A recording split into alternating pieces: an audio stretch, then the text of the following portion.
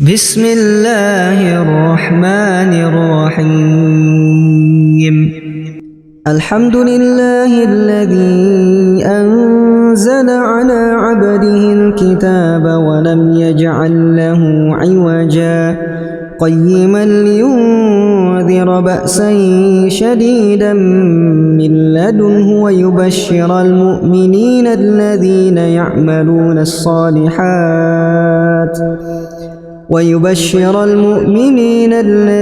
يعملون الصالحات أن لهم أجرا حسنا ماكثين فيه أبدا وينذر الذين قالوا اتخذ الله ولدا ما لهم به من علم ولا لآبائهم.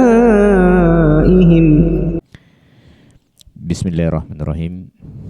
Assalamualaikum warahmatullahi wabarakatuh.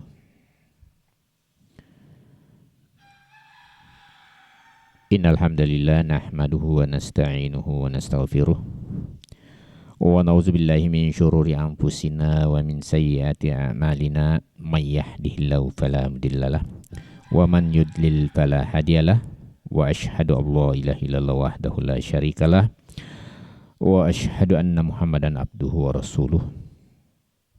Allahumma sholli ala Muhammadin wa ala alihi wa sahabatihi wa man tabi'ahum bi ihsan ila yaumiddin. Teman-teman, para sahabat, sahabatku, para keluarga dimanapun berada, kembali pada pagi hari ini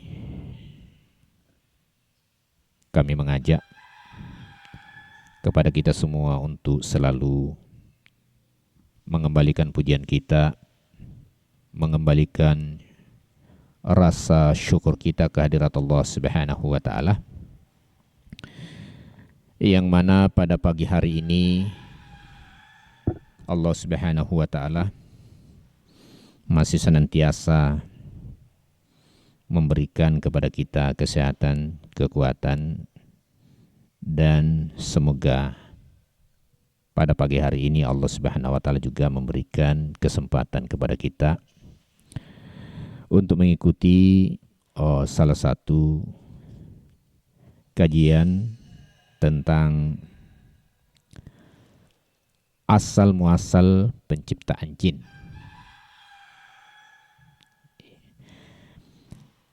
Namun sebelumnya, kembali saya mengajak kepada kita semua, teman-teman, para sahabat, ataupun keluarga dimanapun berada, untuk senantiasa bersolawat kepada junjungan kita, berkirim salam kepada beliau sallallahu alaihi wasallam, yang mana beliau diutus oleh Allah Subhanahu wa Ta'ala untuk umat yang terakhir, termasuk kita di dalamnya, agar supaya benar-benar beliau sallallahu alaihi wasallam dijadikan sebagai panutan, dijadikan sebagai contoh ataupun guru yang paling baik bagi kita, baik itu dalam ketika kita berkata ataupun berbuat. Maka sebaik-baik contoh itu hanya ada pada beliau sallallahu alaihi wasallam, sehingga mari kita mencukupkan diri kita dengan apa yang beliau bawa untuk kita, dengan apa yang beliau sallallahu alaihi wasallam ajarkan buat kita. Maka dari itu Allah Subhanahu wa Ta'ala telah menyebutkan dalam salah satu firman-Nya, laqad kana lakum fi Rasulillahi uswatun hasanah. Sungguh telah ada pada diri Rasulullah sallallahu alaihi wasallam contoh yang paling baik bagi kalian. Liman kana yarjullah, Ya tentu ini bagi orang-orang yang mengharapkan keridhaan Allah Subhanahu wa taala. Baik, saudara-saudaraku yang semoga dimuliakan oleh Allah Subhanahu wa taala. Yang kami akan paparkan pada kesempatan hari ini adalah lanjutan dari jin itu adalah sebuah hakikat, bukan khurafat atau menyibak. Salah satu makhluk gaib yang diciptakan oleh Allah Subhanahu wa taala itulah jin. Yang dijelaskan keberadaannya oleh Allah Subhanahu wa taala di dalam Al-Qur'an, juga dijelaskan tentang keberadaannya oleh Rasulullah sallallahu alaihi wasallam dalam hadis-hadis yang mulia. Baik, kita masuk pada salah satu tema, yaitu asal muasal penciptaan jin. Ya. Jadi kalau manusia itu diciptakan dari tanah, maka sebangsa jin itu ternyata diciptakan dari api yang sangat panas. Namanya sesuatu yang gaib bagi kita, tentu kita tidak bisa menjelaskan keberadaan sesuatu yang gaib itu, ya kecuali apa yang dikabarkan oleh Allah Subhanahu wa taala dan Rasulnya. Maka bagi orang-orang yang beriman, maka pantaslah mereka harus meyakini keberadaan sebangsa jin atau makhluk yang gaib ini, disebabkan karena itu Allah Subhanahu wa taala kabarkan di dalam Al-Qur'an, juga dikabarkan di dalam hadis-hadis Rasulullah sallallahu alaihi wasallam. Sementara rukun daripada iman itu termasuk di dalamnya adalah percaya dengan kitab-kitab yang diturunkan oleh Allah Subhanahu wa taala, termasuk Al-Qur'an yang diturunkan untuk orang-orang atau manusia-manusia akhir zaman. Ya, termasuk kita di dalamnya. Dan juga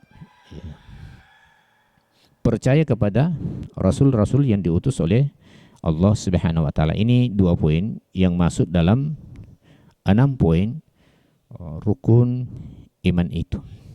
Maka tentu bagi kaum muslimin muslimah, teman-teman, para sahabat atau para keluarga aku di mana saja berada, jangan sampai pada hari ini kita belum pernah atau jarang membuka-buka Al-Quran.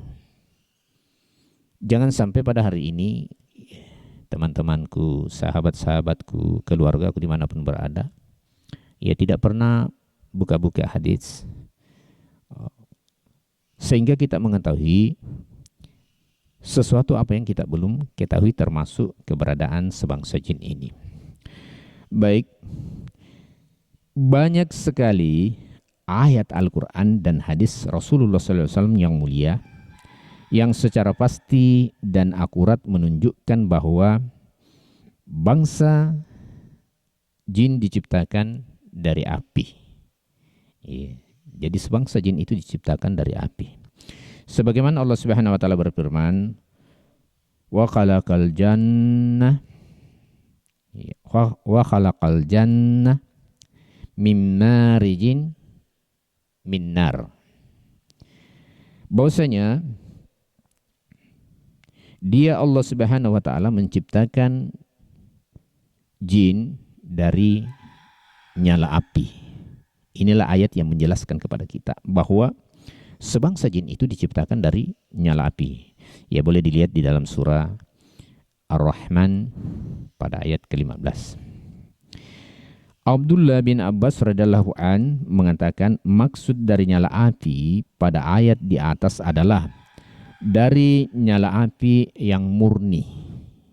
Ya, jadi nyala api yang murni, ya tentu nyala api yang murni ini tentu sangat panas.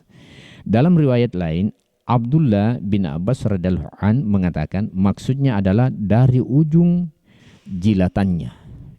dari ujung jilatan api. Disinilah Allah Subhanahu wa Ta'ala mengambil itu sebagai bahan baku untuk menciptakan sebangsa jin. Semoga dari ayat ini kita sudah bisa mengenal muasal sebangsa jin. Baik, kita lanjutkan. Juga Allah Subhanahu wa Ta'ala berfirman, "Wal janna khalaqnahu min qablu min naris samum." Dan kami, kata Allah Subhanahu wa Ta'ala, telah menciptakan para jin sebelum Adam alaihissalam dari api yang sangat panas. Jadi keberadaan jin di sini disebutkan dalam ayat ini dalam surah Al-Hijr pada ayat 27. Al-Hijr 27, bahwa keberadaan jin itu sudah memang ada, diciptakan lebih dahulu. Dalam riwayat di dalam salah satu kitab yang kami biasa baca, di situ judulnya Kisah Para Nabi. Kisah Para Nabi yang ditulis oleh Ibnu Katsir. Di situ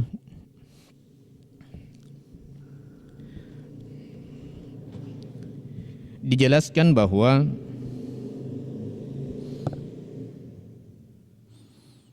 "2000 tahun para jin telah berkuasa di bumi." Jadi 2000 tahun para jin telah berkuasa di bumi. Barulah diciptakan manusia pertama, itulah bapaknya manusia, yaitu Nabi Adam. Jadi 2000 tahun mereka para jin itu telah berkuasa di bumi. Bisa dibayangkan, tentu para jin ini sudah lebih dahulu mengetahui bagaimana tentang bumi, bagaimana mengatur bumi, bagaimana kemajuan ilmu pengetahuan mereka sebelum ada Nabi Adam. Karena memang selama 2000 tahun itu mereka menghuni bumi, baru kemudian diciptakanlah Nabi Adam. Maka pantaslah kalau jin-jin ini yang telah ditarbiyah oleh iblis selama 2000 tahun sebelum Nabi Adam, bahkan termasuk Nabi Adam yang sudah jelas tinggal di dalam surga. Nabi Adam sudah jelas tinggal di dalam surga, bermandikan kenikmatan.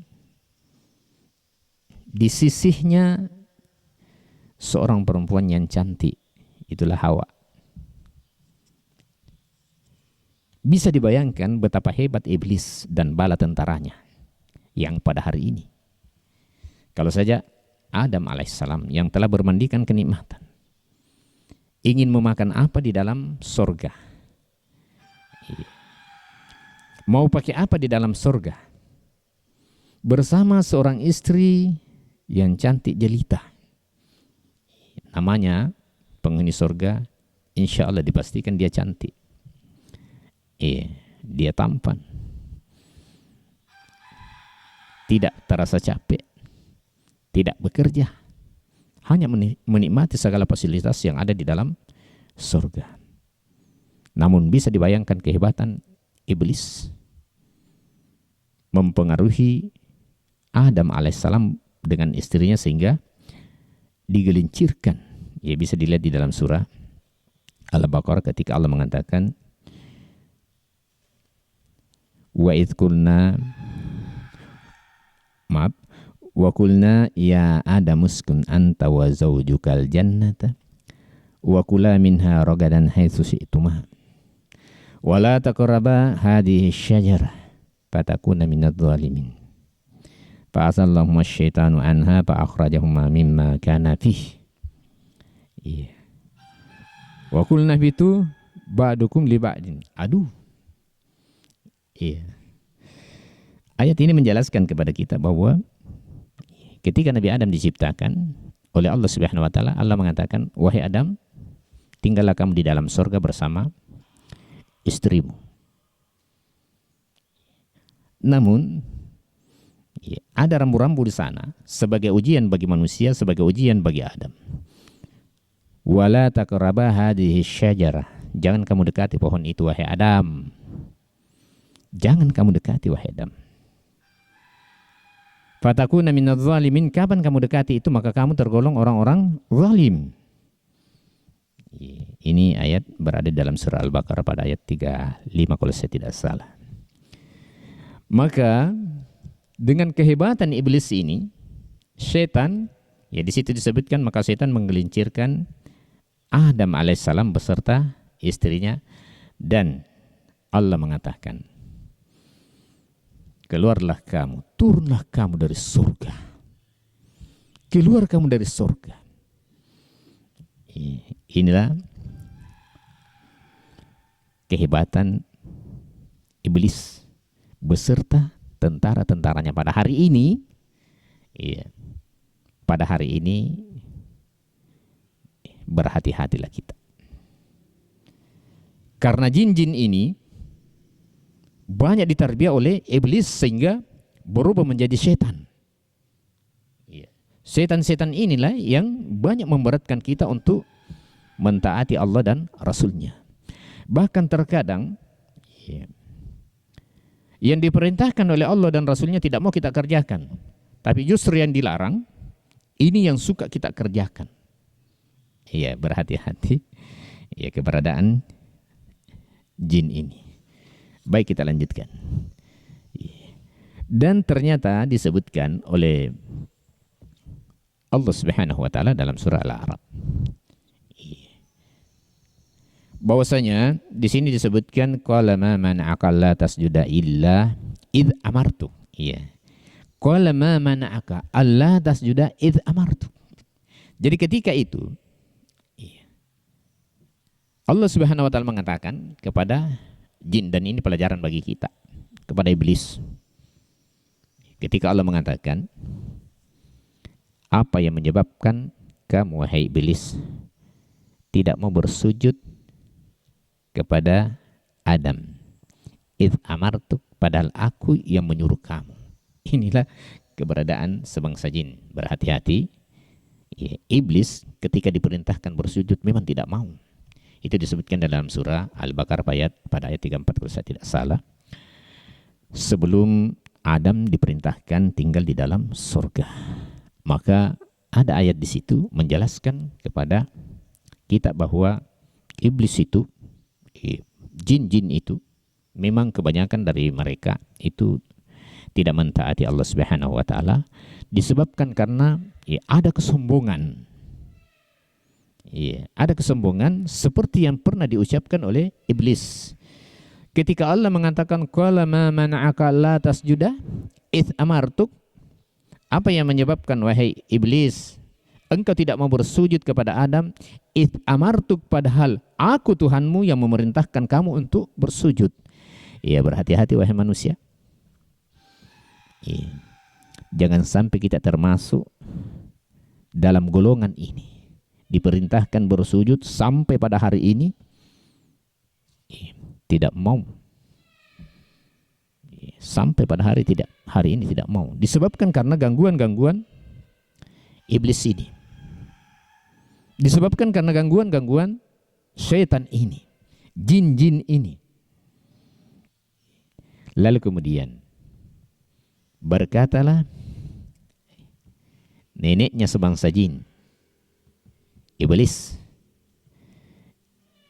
Dan ini pelajaran bagi kita. Ketika diperintahkan untuk bersujud, mereka mengatakan, qal, Allah menyampaikan sama kita bahwa mereka pernah berkata, ana khairum minhu.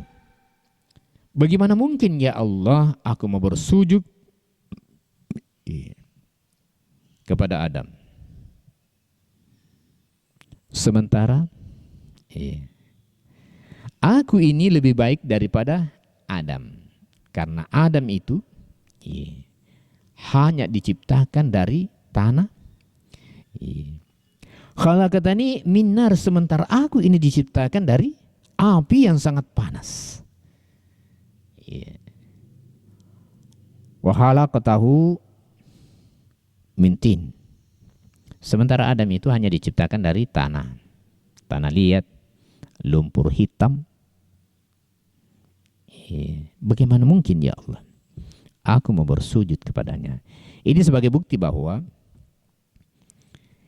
iblis atau jin ini pernah berkata di hadapan Allah, aku lebih baik dari mereka karena aku lebih baik dari manusia karena aku ini diciptakan dari api. Iya. Kalau kata ini min nar.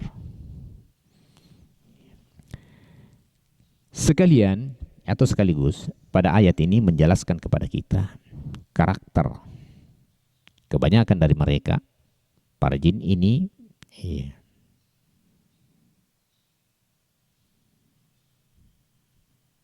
adalah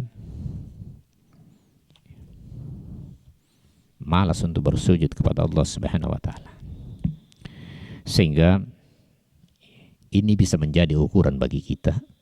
Di samping ketika kita sudah mengetahui bahwa ternyata memang ada namanya keberadaan jin itu bersama dengan kita. Mereka di bumi ini berjalan seperti dengan kita, mencari rezeki seperti dengan kita. Dan kebanyakan dari mereka yang ditarbiyah oleh iblis inilah yang senantiasa selalu mengganggu manusia. Inilah yang selalu mengganggu manusia sehingga kita selalu berhati-hati. Ya, mudah-mudahan apa yang kita paparkan ini sekaligus mengetahui karakter mereka itu adalah kebanyakan dari mereka durhaka kepada Allah Subhanahu wa taala. Maka dari itu Allah Subhanahu wa taala sebutkan di dalam surah Al-Baqarah, wala tattabi'u khutuwatis syaitan. Janganlah kalian mengikuti langkah-langkah syaitan itu. Janganlah kalian mengikuti langkah-langkah setan dari golongan jin itu. Termasuk juga setan dari golongan manusia. Kenapa? Innahu lakum aduwwum mubin. Karena sesungguhnya mereka itu adalah musuh kalian yang nyata. Sebagai tanda-tanda karakter daripada mereka itu, Allah Subhanahu wa taala sebutkan, innama ya'murukum bis-su'i wal fahsya'i wa an taqulu 'alallahi ma la ta'lamun. Karakter atau tanda-tanda dari jin-jin yang telah ditarbiyah, telah dipengaruhi oleh iblis, dia itu hanya selalu menyuruh kepada kalian bermaksiat, berbuat buruk, berbuat mungkar, dan berbuat keji. Dan kebanyakan dari mereka berkata tentang Allah Subhanahu wa taala padahal mereka tidak paham, tidak tahu. Ya, demikian secara singkat kita sampaikan tentang asal muasal penciptaan jin dan sedikit karakter yang disebutkan oleh Allah Subhanahu wa taala dalam surah Al-A'raf pada ayat ke-12. Mudah-mudahan apa yang kita sampaikan ini semakin menambah pengetahuan kita tentang keberadaan mereka. Dan insya Allah di lain hari kita akan sampaikan kelanjutan dari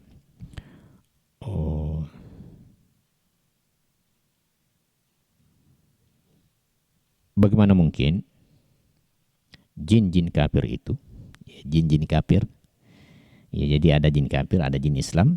Bagaimana mungkin kalau jin kafir itu disiksa atau diciptakan dari api kemudian disiksa dengan api? Ya, insya Allah pada kesempatan lain kita akan sambungkan kembali dan kita akhiri. Subhanakallahumma bihamdik asyhadu an la ilaha illa anta astaghfiruka wa atubu ilaik. Assalamualaikum warahmatullahi wabarakatuh.